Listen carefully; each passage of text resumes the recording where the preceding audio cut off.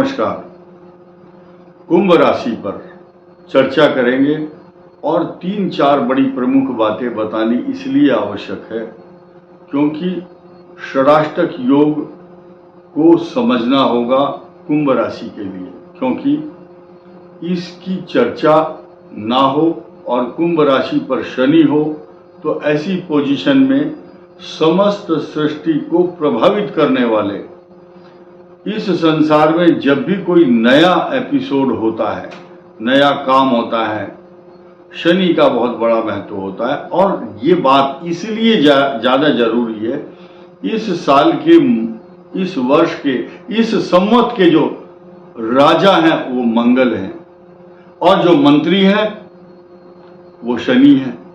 इन दोनों की चर्चा इस वर्ष ना हो तो फिर कब होगी? और कुंभ राशि जिसका स्वामी ही शनि है, उस पर मंगल जो राजा है नीच राशि में बैठकर षडाष्टक योग बनाए और हम चुपचाप बैठ करके आपको इस बात को ना बताएं तो ये भी हमारे लिए उचित नहीं होगा और कुंभ राशि के लिए ये न्यायोचित भी नहीं होगा, क्योंकि हमारे जितने भी दर्शक कुंभ राशि के भाई बहन, बच्चे, सीनियर सिटीजन तथा स्टूडेंट एवं हमसे जो एकदम व्यक्तिगत जुड़े हुए हैं उनको ये बात अवश्य बतानी चाहिए। अब नई चीज देखिए, वर्ष में जो राजा और मंत्री होता है उसका अधिपत्य पूरे वर्ष उन राशियों पर होता है जिनके वो स्वामी होते हैं, जैसे कि मकर और कुंभ। और राजा कौन है? मंगल, वृश्चिक और मेष राशि। तो इनकी जो पोजीशन होती है वैसी ही उन राशियों की को उसका फल प्राप्त होता है। जैसे कि आपकी कुंडली में अगर चंद्रमा शुक्ल पक्ष का है तो अलग फल होगा, कृष्ण पक्ष का है तो अलग फल होगा, क्योंकि चंद्रमा 15 दिन क्षीण चंद्रमा होता है और 15 दिन बढ़ता है। वृद्धि और कम होना, चंद्रमा न्यूनता की तो ओर जाता है, अमावस्या तक पूर्णता की ओर जाता है, असेंडिंग पोजीशन में पूर्णिमा तक। अब इस बात को इस तरह से समझा जाए क्योंकि कुंभ राशि पर इस समय चल रहे चतुर्थ भाव में मंगल और बृहस्पति की युति है।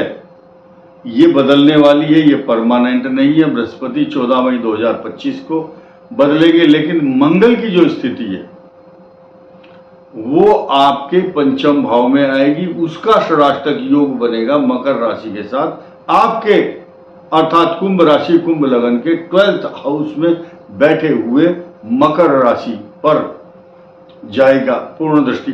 अष्टम दृष्टि मारक दृष्टि कहलाती है, इससे भी निपट लिया जाएगा। कारण क्या है? क्योंकि बृहस्पति की दृष्टि आपके 12th हाउस पर बैठे हुए मकर राशि पर भी होगी। ये भी चलो पॉजिटिव, यहां भी कोई नुकसान नहीं होगा। लेकिन जब मिथुन राशि से मंगल निकल करके नीच राशि में प्रवेश करेंगे कर्क पर, तो वहां से मारक दृष्टि कुंभ पर होगी।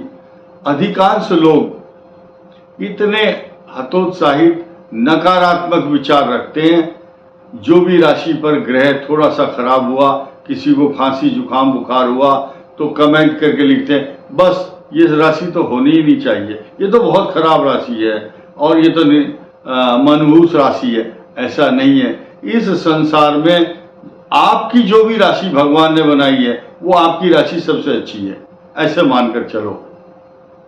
आप कमजोर नहीं है किसी से, आप बली हैं, बलवान हैं, क्योंकि आपकी कुंडली में अच्छे अच्छे ग्रह तो सबकी कुंडली में हैं, खराब तो होते ही नहीं है। लेकिन ये गोचर में कुछ समय के लिए, अगर दुख का नाम दुख है, पीड़ा देता है इसलिए, और उसका शॉर्ट पीरियड है, बहुत लंबा समय तक दुख नहीं ठहर ही नहीं सकता, क्योंकि दुख को ये शाप मिला हुआ है कि तुम कम समय के लिए आओगे, दुख दोगे, लेकिन उसके बाद सुख को ये वरदान मिला हुआ है, तुम मनुष्य को सुखी रखोगे।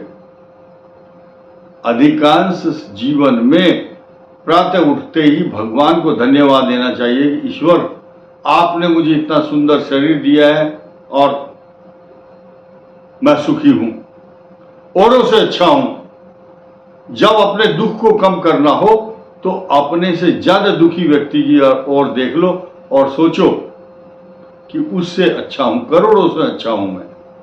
आगे बढ़ते हैं। जब षडाष्टक योग बनेगा मंगल और शनि का, तो मंगल का जो दुष्प्रभाव है, मंगल की मारक दृष्टि होती है। तो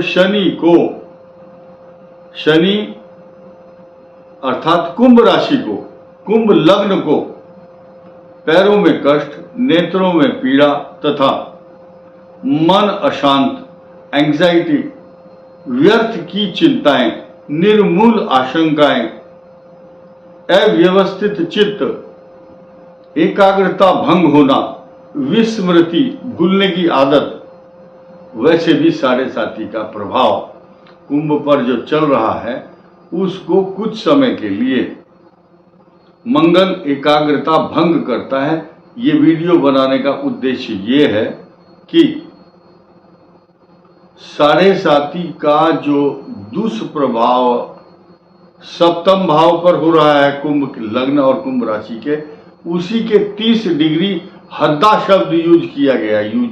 एक ताजिक नीलकंठी नामक ग्रंथ में 30 अंश के निकट जब होता है मंगल तो उसको हद्दा कहा गया है, मंगल की दृष्टि होगी।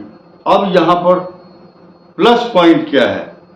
कुंभ राशि का इनकम हाउस और फाइनेंस, पैसा इकट्ठा करने के बाद जो संचित धन कुटुंब वाणी स्थान का स्वामी केंद्र में आ गया है, वो सुरक्षित हो गया है।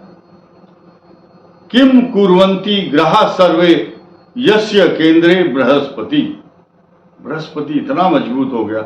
और साथ ही साथ आपका जो 6ठे भाव का स्वामी चंद्रमा है, वो आपको जन्म से लेकर लास्ट तक अव्यवस्थित, निर्मूल आशंकाओं से युक्त रखता है। इसलिए ये वीडियो बनाने का उद्देश्य क्या है? ताकि इस विश्व के पूरे कुंभ राशि वाले और कुंभ लगन वाले इस बात को आसानी से समझ सकें। देखिए, मैं आपको उदाहरण दे रहा हूं। एक व्यक्ति ऐसे कर रहा था एक्शन, उससे पूछा तुम क्या कर रहे हो? उसने कहा मैं बंदरों को चने खिला रहा हूं। उसने जवाब दिया तो बंदर तो यहां है ही नहीं। उसने कहा मैं क्या खिला रहा हूं, मैं तो सिर्फ हाथ हिला रहा हूं। ऐसे एक्शन है।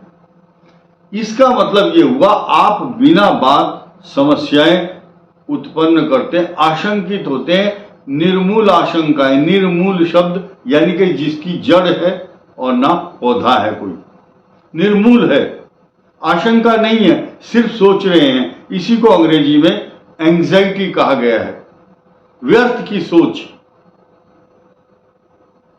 तो उन आशंकाओं से युक्त होकर के कुंभ राशि बनती है, क्योंकि आपके 6ठे भाव रोग, ऋण, शत्रु, वहां का स्वामी सॉफ्ट, इमोशनल चंद्रमा आपके लग्न पर आ गया और अपनी राशि से अष्टम कुंभ पर। चंद्रमा कुंभ पर अपनी राशि से अष्टम होता है, इसलिए ये एंग्जाइटी व्यर्थ की होती है। खास तौर से वो लोग जिनका कुंभ लगन, कुंभ राशि है, 6ठे भाव का स्वामी चंद्रमा, कर्क लगन है, अष्टम चंद्रमा, उनकी भी यही पोजीशन। कफ एवं कोल्ड, डस्ट से एलर्जी, छींके आना बार बार और व्यर्थ की सोचना, ये कुंभ राशि का काम है। सोचना बंद करो, ये नकारात्मक सोच है, नेगेटिव थॉट्स है।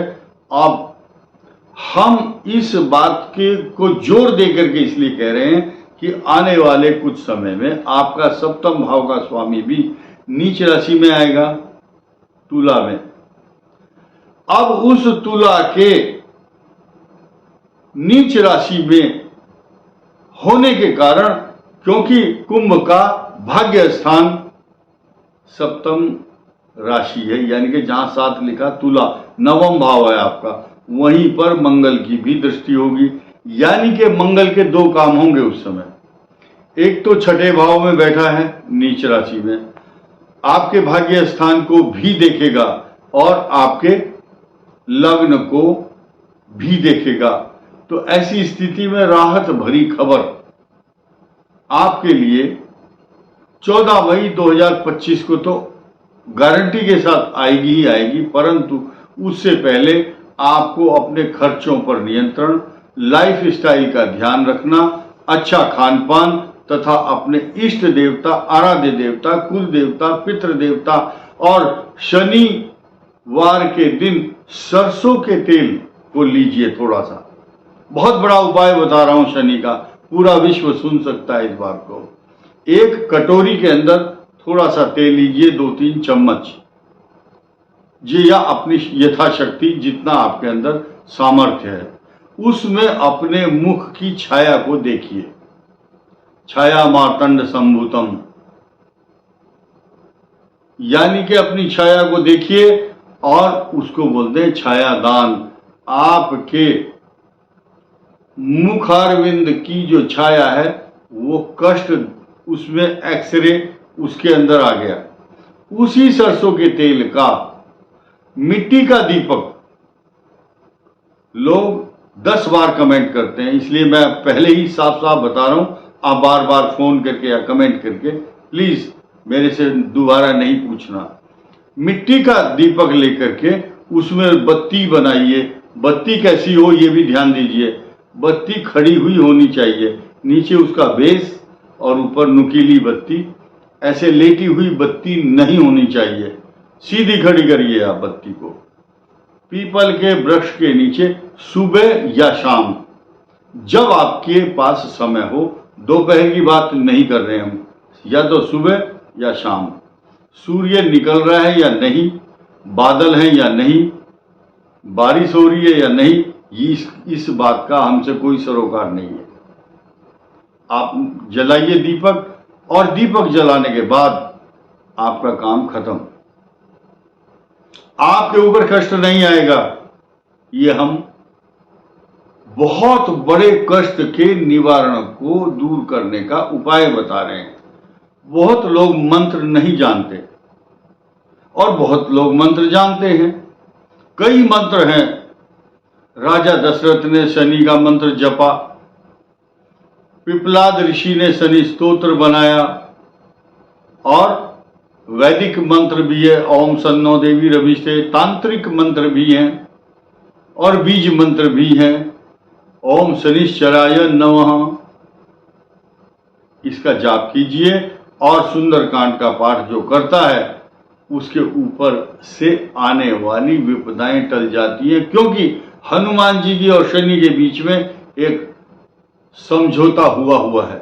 शनि को मुक्त किया था कारागार से हनुमान जी ने, और हनुमान जी की भक्ति करने वाले से शनि का प्रेम होता है या उसको कष्ट नहीं देता।